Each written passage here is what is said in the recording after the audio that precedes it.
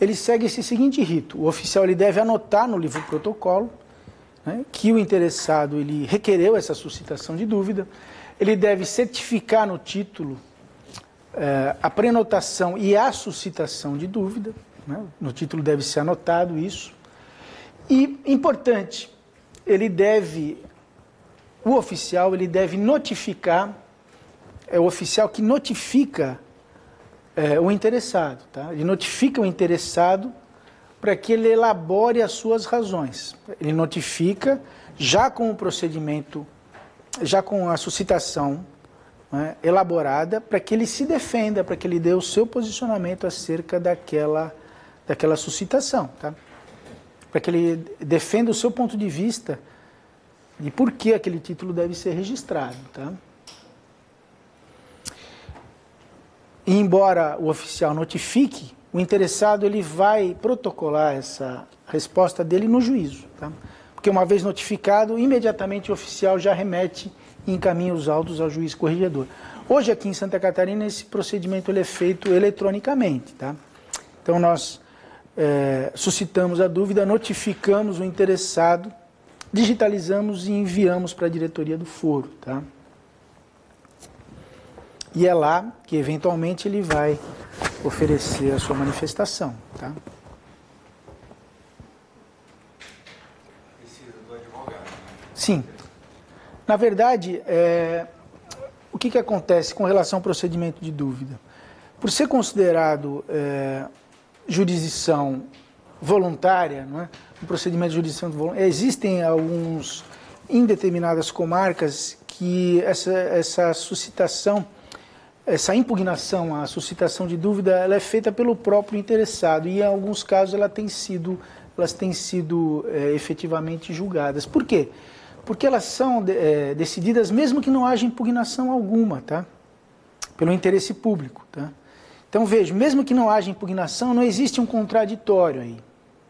Havendo a suscitação de dúvida, sendo notificado o interessado, haja ou não impugnação, essa suscitação de dúvida é apreciada, tá? Então, não se exige, pelo menos que eu saiba, os juízes não têm exigido que haja postulação por advogado, tá? A intervenção do MP é obrigatória. Obviamente, por ser um procedimento de jurisdição voluntária, ou seja, é um procedimento administrativo realizado pelo Poder Judiciário, não existe essa fase de dilação probatória, ou seja, é um procedimento que carece dessa fase por não ser de jurisdição contenciosa, tá? Contudo, não haja fase probatória, o juiz pode determinar algumas diligências. E aqui, pessoal, é importante que e aqui na nossa toada aqui de ressaltar determinados aspectos específicos, né, do nosso Código de Normas.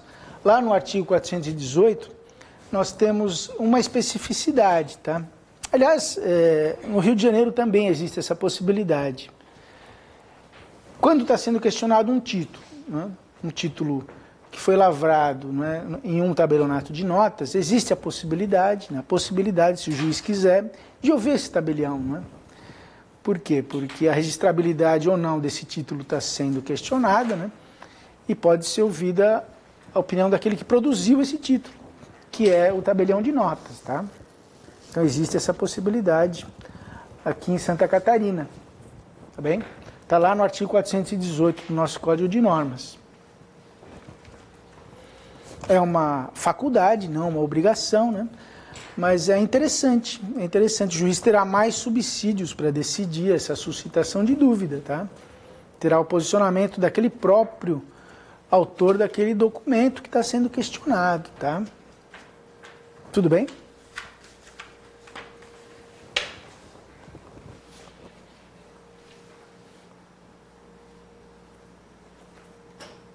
O artigo 418 ele dispensa, né, que o tabelião seja representado por advogado, tá?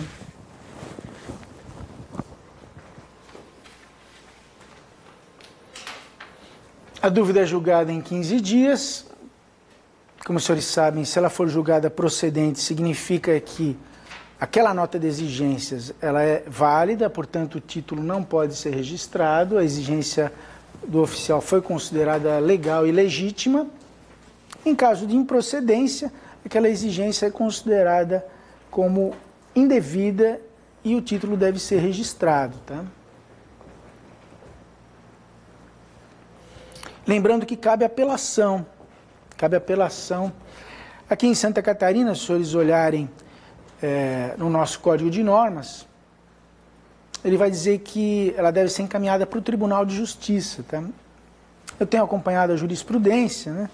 Existem muitos conflitos negativos de competência com relação a isso, mas a apelação na suscitação de dúvida, ela tem sido apreciada pelo Conselho da Magistratura. Tá? Tudo bem? E os legitimados, não é, para interpor essa apelação da decisão do juiz, não é, diretor do foro, do juiz corregedor permanente, é o próprio interessado, terceiros prejudicados e o Ministério Público, tá, que pode também interpor essa apelação. A questão da dúvida inversa. Tá? Embora na doutrina nós tenhamos muitas vozes dissonantes com relação à possibilidade da dúvida inversa, muitos códigos de normas aí de muitos estados da federação também proíbem, como o código lá do Rio de Janeiro. Aqui a dúvida inversa ela é permitida, tá? Ela tem expressa previsão no artigo 494. Então é possível a dúvida inversa aqui em Santa Catarina. Tudo bem? Ainda nesse mesmo sentido de chamar atenção para esses itens particulares aqui da nossa legislação, tá? Nesse parágrafo único, quando fala que no 494, desculpa, no CAT, ele comunicará ao delegatário da dúvida inversa para preservar a eficácia do protocolo. Sim. Então, nesse caso, haveria um protocolo e antes da exigência do oficial ele já suscitaria dúvida? Ou no caso de não haver ainda protocolo, a suscitação de dúvida é antes de apresentar o título no livro dos imóveis? Então, vejam, foi feita uma pergunta aqui acerca da comunicação que deve ser feita ao oficial na dúvida inversa. Obviamente, sempre que há uma suscitação de dúvida, deve ter sido feito o protocolo. Tá? Não existe procedimento de dúvida sem protocolo anterior. Tá? Então, esse protocolo foi feita a exigência, e ao invés do interessado chegar lá no ofício de registro de imóveis e solicitar ao oficial registrador que suscite dúvida, ele vai direto lá no juiz diretor do foro, tá? E faz o que se chama de dúvida inversa. Então, presume-se o quê? Que existe um protocolo ativo. E para que deve ser notificado o oficial? Para ele anotar no protocolo, por quê? Porque o protocolo é postergado. Tá? Veja, quando existe um procedimento de dúvida, aquele prazo de 30 dias, aquele prazo de 30 dias, ele é postergado até a solução final do procedimento de dúvida. E é por isso, não é, que na suscitação, na dúvida inversa, o oficial é notificado. Porque uma vez o protocolo ativo, ele deve o quê? Anotar. Né? Hoje em dia, como nós utilizamos programas de informática, nós clicamos lá, suscitação de dúvida, automaticamente, não é? Aquele prazo de protocolo, ele é suspenso até que chegue uma decisão final dessa suscitação de dúvida, tá bem?